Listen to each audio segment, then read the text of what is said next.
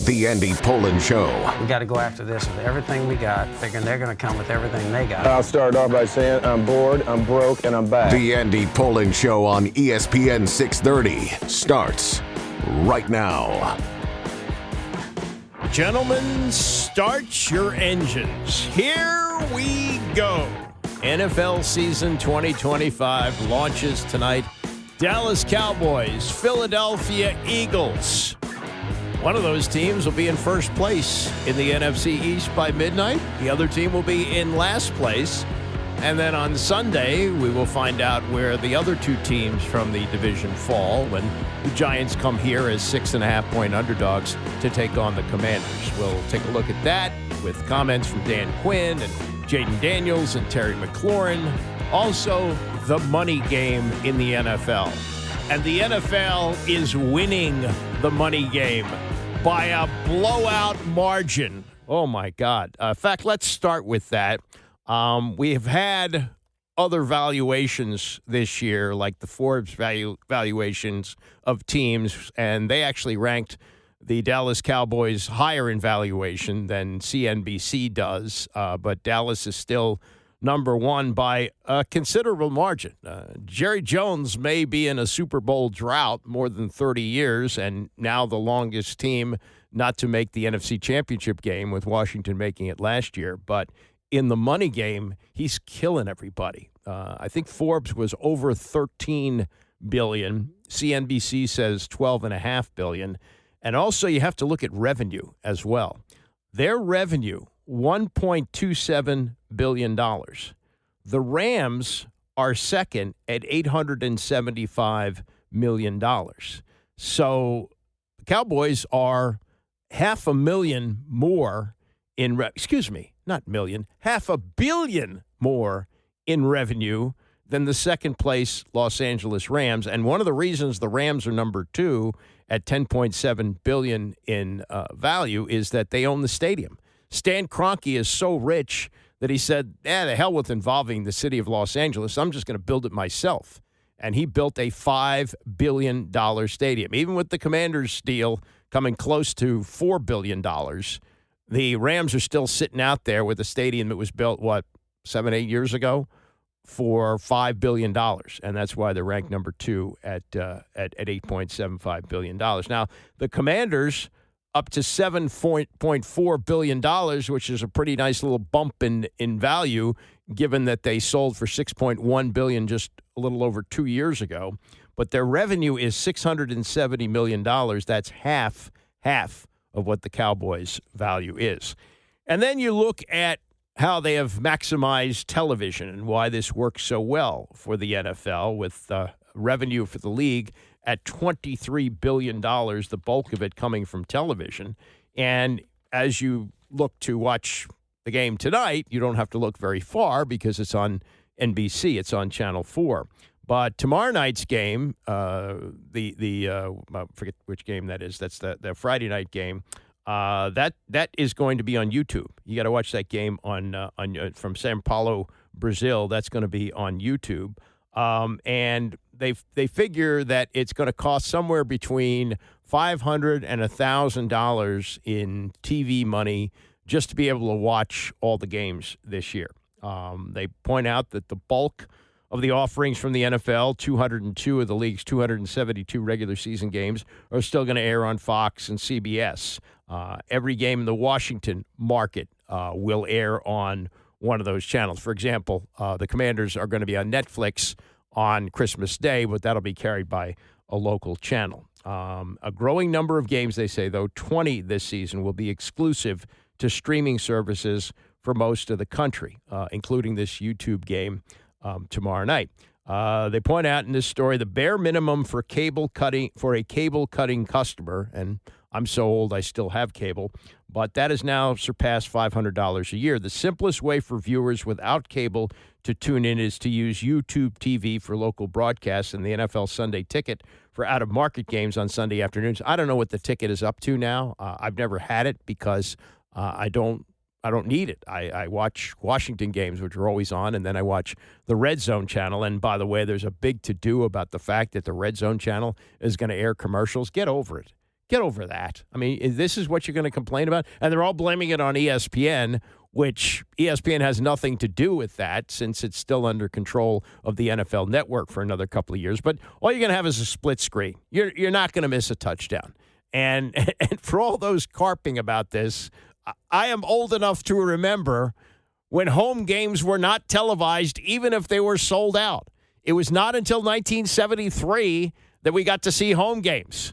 And that was because, really, the efforts of Robin Ficker, who tried to get an injunction so that the playoff game the year before against the Packers on Christmas Eve could be televised. And he went back again, got it to the Supreme Court to try to get an injunction so the Cowboys championship game on New Year's Eve of 1972 could be shown. Neither one was shown, but that got the momentum forward for the blackout rules, which was 72 hours in advance. If the game was sold out, it could be televised in the local market. Now, all the games are televised, and the reason is there's just so much money to be had. Anyway, for returning users, the package now costs $480 for the Sunday ticket. So there you go. And then if you want to add the Red Zone channel, that raises the price to $522 for the season. At minimum, a dedicated fan must shell out $11 monthly to catch Peacock's exclusive game, $8 for the Netflix, that's $8 a month for the Netflix December games, and $45 for 5 months of Prime Video to watch Thursday Night Football and the Black Friday games. Well, if you're an Amazon subscriber, you're going to get Prime anyway. But what this has done has been just an absolute boon for the provider and for the NFL. The NFL gets a lot of money, and an operation like Peacock added 2.8 million subscribers in the 3 days leading up to that playoff game in January of 2024 between the Chiefs and the Miami Dolphins. So it's working well for them. There's going to be more one-offs. And by the way, that those two games that were on Netflix on Christmas Day last year, some of the bump that they got, and it was like 25 million people tuning in, was the fact that Beyonce did the halftime of one of the games on Christmas Day. So this is just a gusher of money. And the NFL, as Nancy Armour points out in USA Today, is using this money leverage to do whatever the hell they want. And they can claim that this deal that they made to buy 10% of ESPN won't influence the journalistic values of what they do. And I know Don Van Natta, who is an excellent reporter, has pushed back on this as well.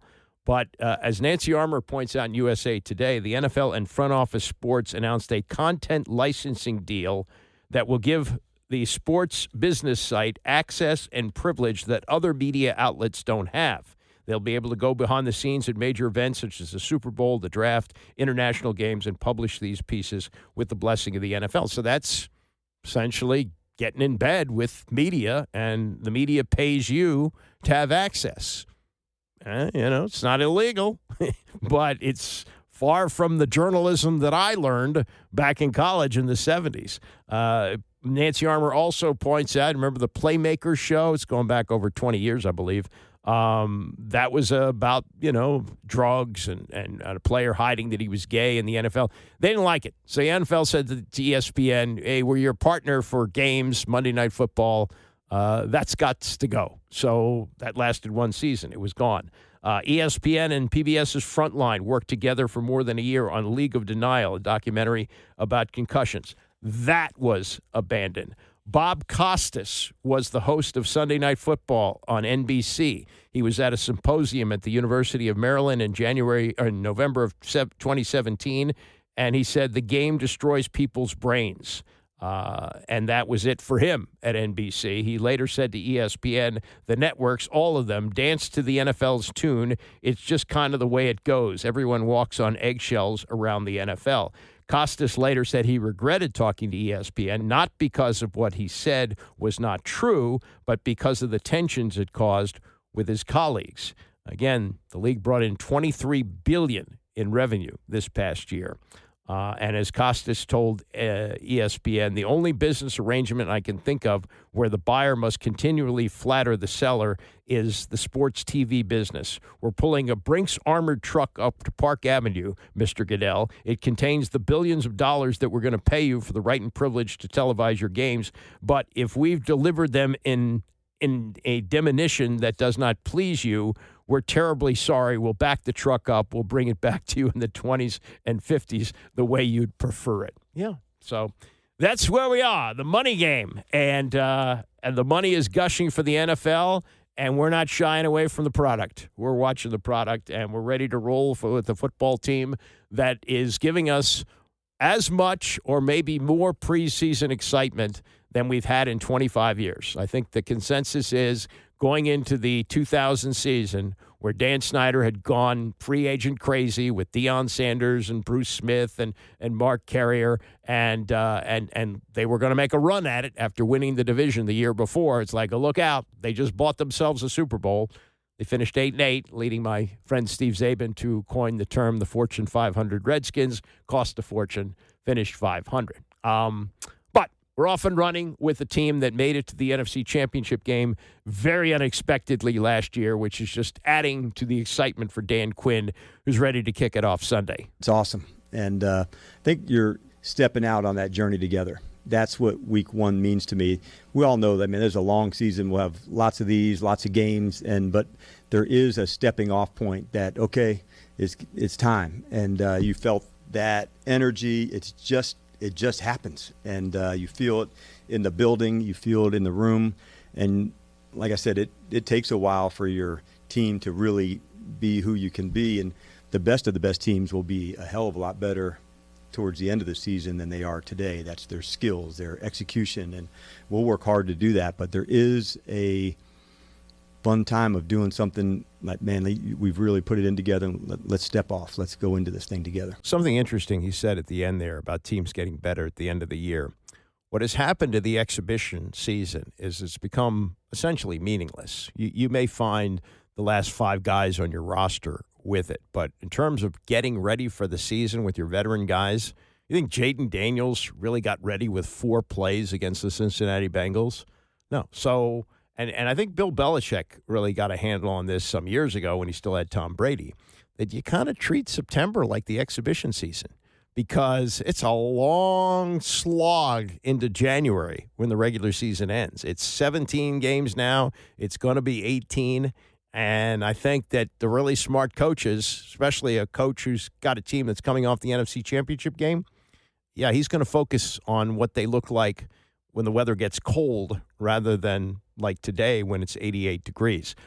Always questions about Jayden Daniels and focus. This is how he answered it yesterday. You guys have been around him enough to know that he has a rare focus about him, and the best players I've been around have had that, through my years. And so I think he sees it more of like opportunity, John, to say, all right, I'm going to go do this. I'm going to go find ways to improve and get better. And so that's what I see, throughout the off season with him, coming into training camp.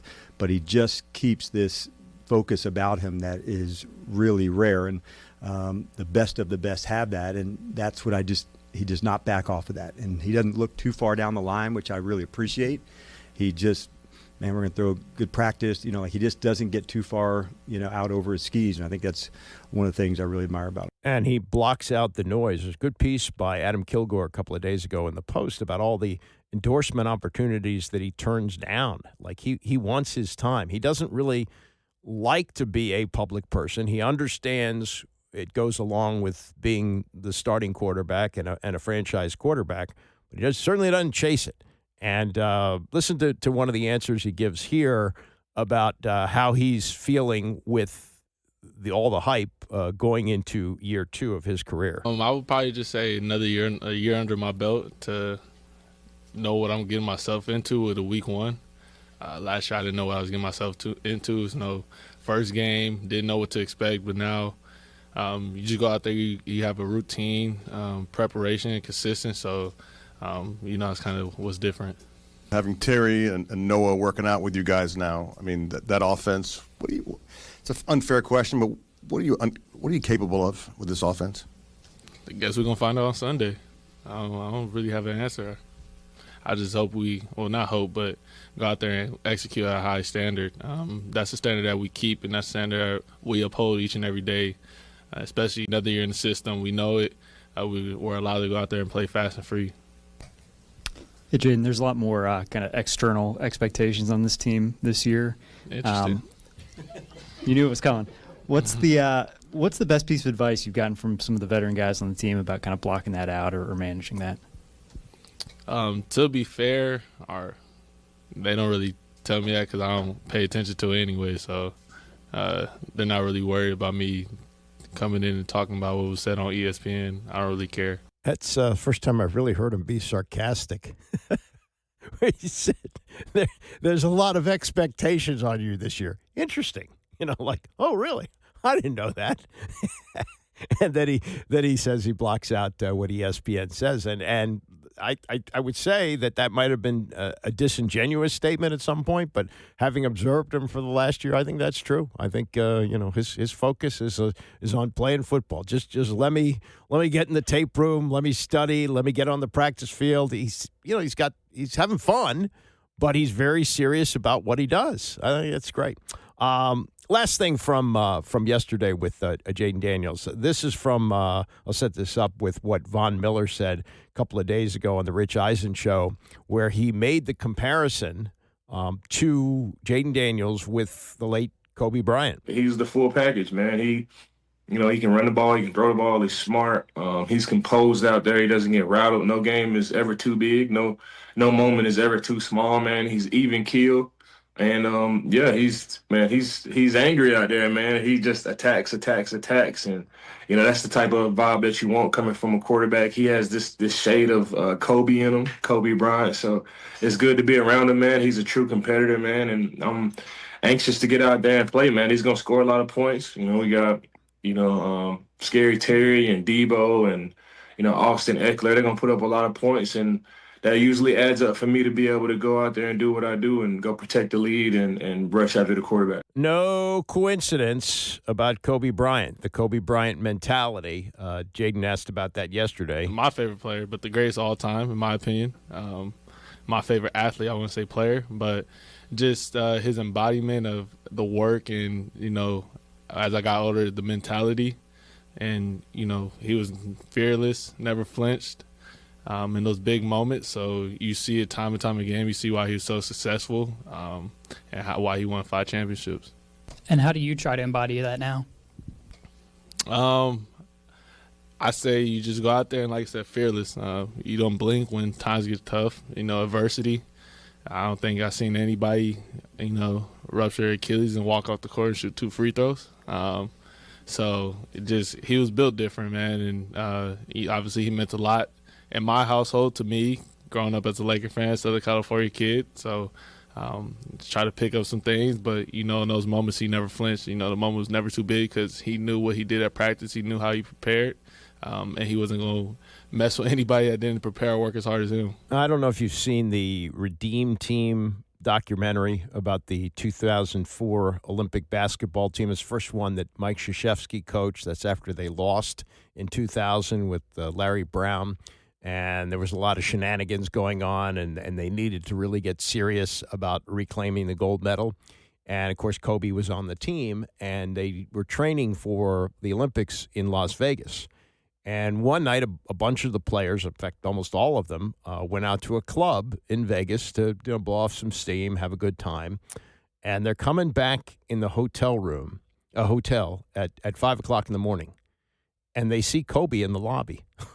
Kobe's going down to the gym at 5 o'clock in the morning when they're coming in. Not that they aren't dedicated athletes and they don't work hard at their craft, but that's the level that Kobe felt he had to be at, not being paid. This wasn't trying to win a championship with the Lakers, but he was committed to winning, and that is what it took to keep him in the kind of condition that he needed to be the player he is. And you can see some of that same thing with Jayden Daniels. Not as much in conditioning, though he clearly is in shape, but it's the dedication to the tape room, which is what you have to do when you're a quarterback. That's probably the most important thing that a quarterback does. The conditioning and your arm strength and all that's fine. But what you know when you get to the line of scrimmage, that's what makes the great ones. That, as they said about Peyton Manning and Tom Brady, the play was over when they got to the line of scrimmage. They knew exactly what was going to happen. And Daniels is not quite there yet, but he's working at it, and maybe 3 or 4 years down the road, he's going to be at that level, it appears. I mean, this is so refreshing from what we've seen here with a variety of types of quarterbacks, either just mediocre talents or guys who just weren't nearly as dedicated to the position as he is. Bombshell, I think, from Pablo Torre. I don't know what the fallout's going to be. There's been a denial from the Clippers already. But he had a story that dropped yesterday, and Pablo Torre finds out, where he says that the Clippers circumvented the salary cap to give Kawhi Leonard an extra $28 million. We'll get to that story and more as we continue. It's the Andy Pollin Show, ESPN 630. The Andy Pollin Show on ESPN 630, the sports capital. Before we get to what Pablo Torre has now found out, he's done some investigative work lately that's been pretty darn good. I mean, he pretty much blew the lid off the NFL Players Association, which led to the resignation of the executive director, Lloyd Howell, after only 2 years, and J.C. Tretter, who is president of the Players Association. They're both out. He uncovered what is or has been a mess there with the Lloyd Howell using his expense report to pay for a strip club, and just all kinds of different things. And they did not appeal a ruling from an arbitrator, which looked at the particular case where there may have been collusion between the owners on keeping down salaries, which is illegal. But they didn't appeal it. And part of the reason they didn't appeal it is because J.C. Tretter of the Players Association was critical of Russell Wilson for not taking or not working harder to get fully guaranteed money, and they didn't want that to get out. I mean, so he's found out some interesting things, and I'll get to what he's found out about the Clippers. But let me give you another NBA story here, which made me laugh. The lead of the story is, we may not see Ben Simmons on an NBA court again. And I was thinking to myself, when's the last time I saw Ben Simmons on an NBA court? He never plays. He's always hurt. According to the New York Post, Simmons now 29. Seems like he's older than that, but okay. He spent only 1 year at LSU. He's 29 now, is considering retirement. He split time between the Nets and Clippers last season, averaged 5 points, 5.6 assists, 4.7 rebounds in 51 games. I didn't realize he even played 51 games. He has been battling injuries really since he came into the league. He was the number one pick at LSU in 2016. He had played 1 season there and was so disinterested in going to class. I don't know how many he attended, but they took his name off the wooden list because, academics factor into it. He later said, I didn't go there to go to school, which is true. But it seems if you sign a scholarship, and those days they weren't paying money, or at least over the table, if you go there on a scholarship, you're there to be something of a scholar. But okay. So he comes into the league as the number one pick by the 76ers. He missed 2 full seasons because of injury. Hasn't played more than 60 games in a season since the 2018-2019 season. Hasn't topped 51 since the 2020-21 season. Again, he's made $200 million in that time. He has been an all-star, was an all-star 3 times, 2019 to 2021, named to the NBA All-Defensive Team in 2020 and 2021, but he had no offensive game. It was so bad that, especially at the free throw line, that he was afraid to try and make a layup late in a game because he might get fouled and have to go to the free throw line. I mean, I don't get why anybody would really be interested in paying him, except maybe the minimum, because he is a good defensive player, but he never really seemed all that interested. He played because he could. And to be at LSU and not even make the NCAA tournament. Not even make it, and I think they were up to 68 teams at that point. I mean, think about that. That's LSU. They've had great players. They've had good teams. They've had teams that have made the Final Four, and they didn't even make the tournament with the best player in the country. Larry Bird took Indiana State to the final. Okay? He didn't just make the Final Four, which Indiana State will probably never do again. They made it to the final, lost to Magic Johnson and a much more talented Michigan State team. Ben Simmons couldn't even get LSU to the tournament. He's been hurt all the time in the NBA, and at 29, he's thinking about retirement. Yeah, and as Bill Parcells said, once you start thinking about retirement, you're retired. Retire. All right, this is what Pablo Torre has found out about the Clippers, and the gist of it is that the team owner, Steve Ballmer, set up a no-show job for Kawhi Leonard as an endorser. I mean, he didn't even have to cut like a 15-second commercial. He did nothing and was paid $28 million by a company that went belly up. So here is Pablo Torre yesterday on the Dan Patrick, filling in all the details on what seems to be a very explosive story for the NBA and one that could lead to some serious fines and loss of draft picks for the Clippers. You may recall how in 2019, the NBA investigated the signing of Kawhi Leonard by the Clippers. This was the Uncle Dennis story, him asking for all these sweeteners, these side deals. This was the Lakers, the Raptors, very mad. Lots of teams very mad. NBA investigates, says this is a cardinal sin, salary cap circumvention, but they find nothing. Today, we have given something, I dare say, to anybody who cares about this stuff. And the stuff here is kind of wild. This is a story that started because of a company called Aspiration, which no one really remembers, in fairness. But they had signed some of the most famous people in the world to be endorsers. Leonardo DiCaprio, Drake, Robert Downey Jr., Cindy Crawford, Cindy Crawford's daughter. All people who endorsed this climate change company that planted trees to zero out your carbon footprint, like good guys, only for those same good guys to have since been embroiled in what has been concurrent Department of Justice and SEC investigations that have resulted in guilty pleas by one of the co-founders of the company, a prominent Democratic politician and donor named Joe Sandberg, who happens to have also been a buddy of Steve Ballmer. And Steve Ballmer, in this story, we establish and report using over 3,000 documents and 7 sources from inside the company, put in $50 million of his own money into Aspiration. Very long windup. I apologize for taking so long. Here's the punchline. The endorsement deal that was the biggest that Aspiration signed, given all those A-list Avengers, happened to be Kawhi Leonard. $28 million, more than 4 times the rest of the celebrity roster combined. And the kicker, you might argue, is that he didn't do anything.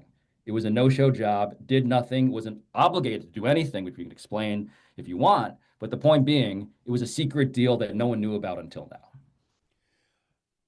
NBA have anything to say yet? Not yet. Not yet. I should say Steve Ballmer and the Clippers, when we asked them for comment, they said that this was provably false, that they denied it. They did not know at the time that we had over 3,000 pages of documents and 7 sources. I look forward to them proving the falsehoods that they allege. I can tell you, though, from the NBA perspective, what I've been told this morning is that it's been a bit of panic over there. I'm told that they did not know about this deal between Steve Ballmer, or at the very least, between Aspiration and Kawhi Leonard, with the influence of Steve Ballmer, according to our reporting, being the driving force of it. So, yeah, it's going to get a little messy, Dan, over there, I think. What rule did the Clippers break? So salary cap circumvention is something that the NBA has decided to, in previous statements, take very seriously. So Kawhi Leonard has only signed max contracts. So signed the first one coming off of Toronto. The extension in 2021 is what lines up with the timeline here that we are explaining, the $28 million above and beyond the max deal he signed. He signed another extension just last year. And so the thing here is, and this is, I think, a bit of the character study, Steve Ballmer is the richest owner in all of sports in the world. He's the 6th richest man on the planet. And so if you know anything about how the Clippers have operated, right? the Intuit Dome, a building, as he says, built in his own image for hardcore basketball fans like him, using personal, private money, no taxpayer funds. He is a guy who's expanded his front office, hired a zillion people because that is uncapped. You can spend all of the money on that. But the most important thing this hardcore basketball fan needed, of course, taking over the team from noted bad guy Donald Sterling, is a franchise superstar. And so the rule alleged to have been broken here is that cardinal rule. You got to stay within the salary cap for your actual players. And 7 sources say that was deliberately what was not done. But was there a way that they could argue that Kawhi Leonard did represent the company? He was a name that was attached. Like, I'm just looking at, if I'm the Clippers, how do I get deniability? Yeah, it's hard. It's hard because typically, there's this funny phrase in courtrooms. You hear like, the absence of evidence is not evidence. Well, in this case, he was endorsing a company. And the absence of evidence is the absence of any endorsement. No tweets, no retweets, no favorites, no likes, no appearances, no nothing. According to the internet, according to the sources we have, nothing. And so the absence of evidence happens to be, in this very narrow but meaningful way, the evidence. And they might say, well, Steve Ballmer didn't know about this, but here is now where I think all of this becomes a bit of an IQ test. Because what I haven't mentioned that we get to in the story is that Aspiration was not merely some random company. Aspiration, on Media Day of 2021, and you can go to the press conference footage and find it, they are announced as this founding sponsor of the Los Angeles Clippers. They are signage everywhere. Back of your courtside seat says Aspiration. Dan, they were going to get the jersey patch. The company collapsed into ruin and disgrace before they got there, but that was the agreement. It was announced. There are headlines everywhere. You can find them. You can see the video. Steve Ballmer right next to the guy who pled guilty to 2 counts of wire fraud just 2 weeks ago. So you can say, we didn't know about this, but then the IQ test is, and this is another bit of reporting, then why? And this is according to the sources who are on tape. The one source we have who agreed to go on tape with voice modulation because of the federal investigations that are ongoing and concurrent. In their experience, Uncle Dennis was calling, as the company was declining and unable to pay its bills, was calling saying, pay us. And inside of Aspiration, what is very clear is that the number one priority, that is a quote, the number one priority for this collapsing fake green bank was you got to pay Kawhi Leonard. As bankruptcy was on the horizon, as no one could pay their bills, as no one else was getting paid, Kawhi was getting paid. And the question I ask you is, why was he priority number one for doing nothing at a company that could not pay its bills? It would seem that there was some influence from behind the scenes. Ooh, so very good work by Pablo Torre. The Cliff Notes, Steve Ballmer signs Kawhi Leonard to a 4-year, $176 million contract, which is the max. Well, how do they pay more than the max? Oh, we'll set up a company called Aspirations, and let's make Kawhi an endorser. He doesn't really have to endorse anything. We'll just list him as an endorser and pay him an extra $28 million. He got $28 million for doing absolutely nothing. I mean, they didn't even try to hide this. They didn't even say, Kawhi, sit down here for 3 minutes and read this script. No, nothing. And so the company goes belly up. But before they, sell off all their assets, make sure Kawhi gets paid. Make sure he gets paid $28 million for doing nothing. Now, this is the statement that the Clippers put out. Neither Mr. Ballmer nor the Clippers circumvented the salary cap or engaged in any misconduct related to Aspiration. Any contrary assertion is provably false. The team ended its relationship with Aspiration years ago during the 2022-23 season when Aspiration defaulted on its obligation. Neither the Clippers nor Mr. Ballmer was aware of any improper activity by Aspiration or its co-founder until the government instituted its investigation. The team and Mr. Ballmer stand ready to assist law enforcement in any way they can. So they're claiming ignorance. Is that plausible? I don't know. How do you bring in a star player like that and somehow find a sweetener worth $28 million that the owner doesn't know about? As for what can happen here, there is some precedence on this.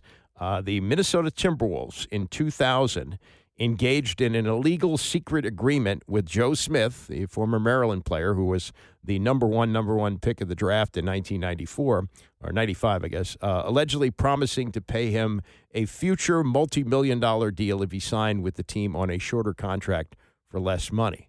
So, in other words, they were facing some salary cap problems that year. Sign here, short deal, we'll take care of you down the line. The NFL penalized the Timberwolves by removing 5 first-round picks. They fined them, and remember this is 25 years ago, fined them $3.5 million and banned head coach Kevin McHale and owner Glenn Taylor for a season, along with voiding the contracts for Smith.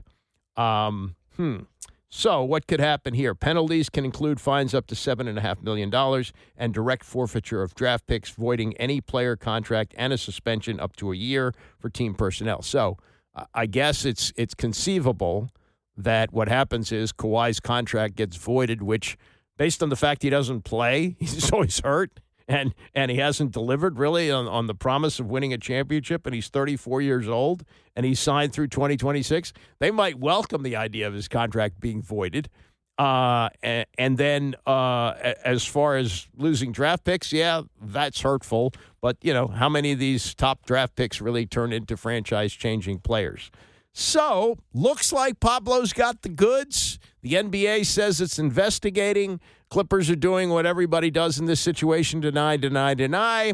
But 3,000 pages of evidence and 7 witnesses, I'd say Pablo's probably on to something here. So let's see how that all plays out, as we say in the sports business. All right, coming up, more on the Commanders as they get ready to play the Giants on Sunday. Mel Kiper with a couple of thoughts on Arch Manning, which might surprise you. It's the Andy Pollin Show, ESPN 630. It starts with a whistle and ends with a gun. God, if I had John Facenda's voice. But that is one of the most famous NFL films and one of the early ones. It was This Is Football. And all these years later, this is, season 106 for the NFL? I believe that's the case. We're off and running. We're off and running tonight with the Dallas Cowboys visiting Philadelphia. And the ratings will be through the roof. The NFL made $23 billion last year. They'll make more than that.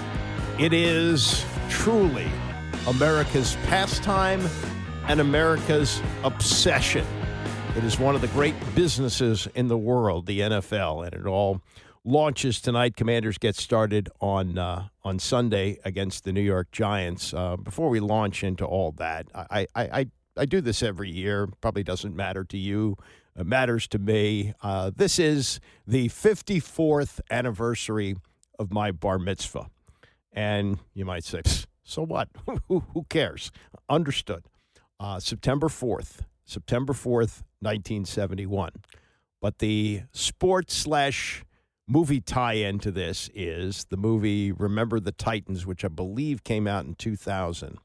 I'm in the theater with my kids watching it, and they show on the screen that the back to school day, that they go to and it's fictionalized, it's Disneyized, all that stuff, but it's based on the 1971 team Annandale in Virginia. I think it was Annandale, whatever it was. It was T.C. Williams High School in Alexandria, based on the real team, which finished undefeated, won the state championship 1971, where they took a mostly white school and a mostly black school, and they merged them, and the black players had to come together with the white players, and they did, and it's a great story, and it's well told, and it's got great acting in it and all that. But when they showed the back to school scene in 1971, they put the date as September 4th of 1971, and I yell out, "No, that's incorrect!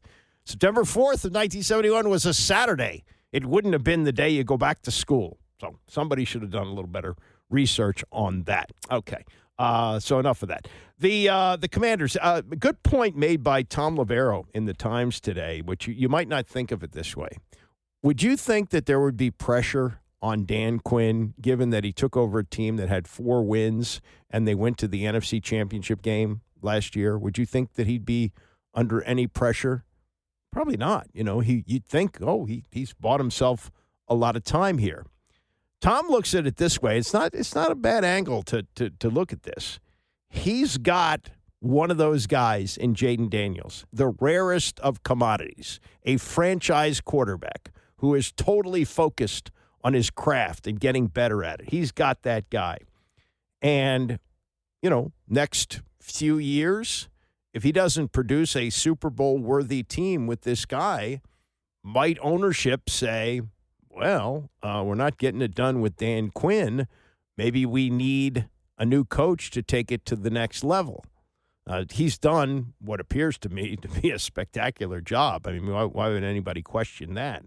But this is a bottom line business. You got to win, and if you're not winning with this great quarterback who's soon to make an awful lot of money when he comes up for his next contract, that's going to be a lot of money. And Tom actually asked him about it. I don't know whether this is for an exclusive interview. I don't think it was at a news conference. But he asked him about that. He said Tom asked Quinn if he recognized the added responsibility. He says, I know you operate with a layer of pressure on you all the time for the team to be successful, but since Jayden is considered by many to be a very special talent, do you ever have moments where you feel an extra layer of pressure where you think, boy, I better get this right? And here's how Quinn answered. It is more my nature to think this is pretty awesome. Maybe at one point in my career, I might have felt that way, but I'd rather go big and rip it. That's kind of the language that he uses. He says, I get excited about the roster. I get excited about him. He really pushes it too. So I think he's got another space to go, so I don't feel that way. I'm pumped for these guys. I want to help deliver for them too. I saw another interview that Quinn did, and he talked about wanting to make sure he did it his way this time. And remember, he went through this not self-analysis, but an analysis that was done by Laura Oakman, where she surveyed people he had worked with, and he wanted to know all the things that he needed to change. And he said, look, if I never get a shot to be a head coach again, that's okay. I already did it with the Falcons. He wanted another shot, and he became a defensive coordinator for the Cowboys in the meantime. I think he knew he could stay in the league as long as he wanted as a coordinator. But to be a head coach again, he had to make, he thought, some changes in the way he did things, and probably has. But, yeah, I can understand that. If you're a first-time coach and you're gifted a quarterback like Jayden Daniels, you probably think to yourself, damn, I better win. And he does want to win, but also the pressure of that probably doesn't get to him in his 50s as it might have maybe if he was starting out in his 30s or early 40s. So it's an interesting angle on that. All right, Terry McLaurin missing all of training camp. Didn't participate in one practice. He's been on the field since finally signing his extension last week. And so with the limited amount of practice time that he's had, is he going to be ready to go the full go in the game on Sunday? He talked about it with reporters yesterday. I'm excited just to focus on football now. You know what I mean? I think obviously the business side of football has to be taken care of, and that's done now, so I can just focus on football. And it's been great practicing the last few days. Like, I'm in great shape. I'm feeling really good. The great thing about it is, I'm working with Jayden again this year, which is great for me, and being in the same offense. So nothing has been new, so it's just about, honing in on the game plan for this week and fine-tuning the details of that. But I'm excited just to be back out there on the field and playing football. Terry, do you feel like you have to be limited at all? Can you go full game right now, no snap count, so to speak? Yeah, I'm just going to take it snap by snap, but I feel like I'm in great shape right now. They've been doing a great job just easing me back into practice, but I'm trying to steal reps here and there, get as many as I can. But at the same time, just listening to the training staff and working me back into things. But I feel great, and I know DQ and Cliff and Bobby trust me, and so I'm going to be communicative throughout this week and how I'm feeling on Sunday. But as of right now, I feel really good to go. Okay, he's saying he's hoping to go the full game. One of the things that might be interesting to keep an eye on is Noah Brown. We really didn't know what the injury was that he suffered in minicamp. They really kept that quiet, and he was limited in training camp, didn't play in the exhibition season. He's listed on the injury list as, I think it's questionable with a knee. So how much that's going to be an issue going into the game, I think it's going to be maybe somewhat dependent on how much McLaurin plays. Now, again, this is game one. They're going to play it safe.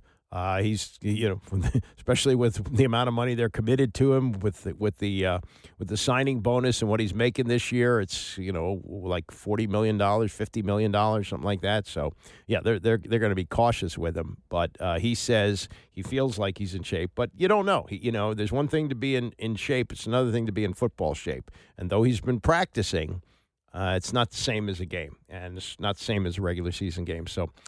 We will see on that. More from Dan Quinn yesterday. This is on something that he says is called Mamba time. What is Mamba time? It is a specific game management time. So, we don't want to be in it very often, but you'd be down by more than one score. And so how do you get back in the fight quickly and then kick a field goal or try to get points before a certain time threshold? So then you don't have to rely on, at the end of the game, a score and an onside kick. So say you're down by 9 points, there might be a time at 2:50 that you want to go kick the field goal, kick it off, play defense, get it back. So it's a strategy that we have to put ourselves through.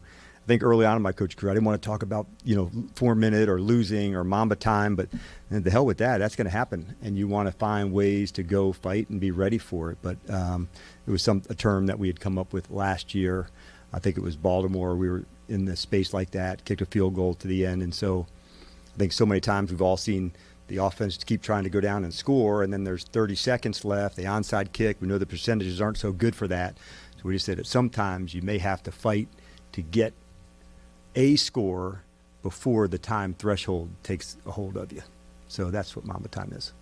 So he didn't want to, and this is kind of understandable, he didn't want to early in his career coach his team on the possibility of the negative. Like, he doesn't want that thought to enter their mind. Jimmy Johnson was big on that, never saying, if we're going to. And remember the famous Christian Laettner shot in the NCAA tournament in 1992 when there was 1.5 seconds left to go, and Mike Krzyzewski brings his team into the huddle, and he says, we're going to win the game.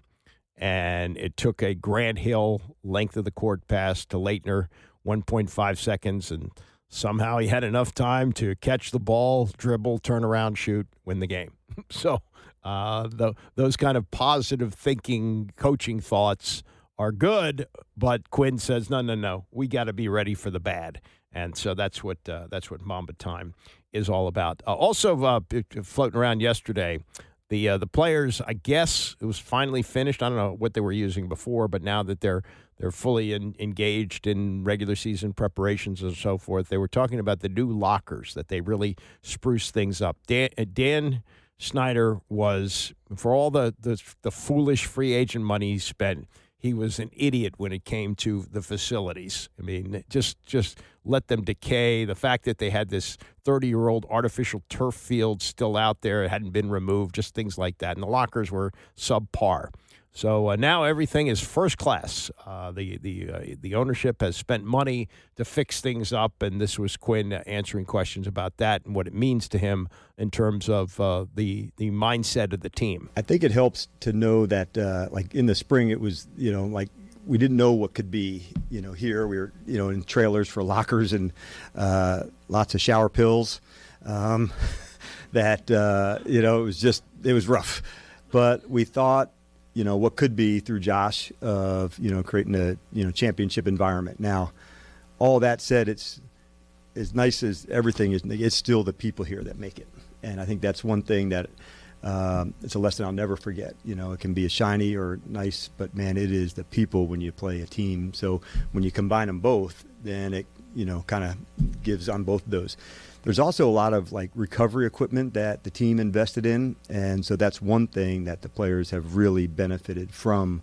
The different modalities that they have, it's really strong in that way. So when we create those times that they have, man, that whole area is really full. So that's one thing that's a real benefit from a physical side. Remember the first-year survey of the players when Dan Quinn owned the team? Dan Quinn, when Josh Harris owned the team, that the players rated the facilities F-, and instead of Harris, pushing back on that, he said, "I'm not an F- kind of guy." And it's taken a while, but in that year, he's really dumped some money into it and made it work. Last thing from the Yak yesterday in Ashburn, this was kind of fun. You've got Austin Ekeler, who's been around the league for a while. I think this is his 10th year, if I'm not mistaken. Spent 8 years with the Chargers, and now this is year number 10 for him. And he's a big fantasy football guy. It's not gambling, but you remember this, that Tony Romo wanted to have a fantasy football convention in Las Vegas before gambling became legal, and the NFL shut it down. There's nothing wrong with it, but, there was a time when there might have been eyebrows raised on this. Not now. Ekeler on what he likes to do, play fantasy football. They're looking strong, they're coming through strong. We got, this year I don't have as many as I have in the past. Only one this year with some of the old heads from the league, and I don't know if they know what they're doing, so I think it's going to be pretty easy, the league this year. Try to get Jayden?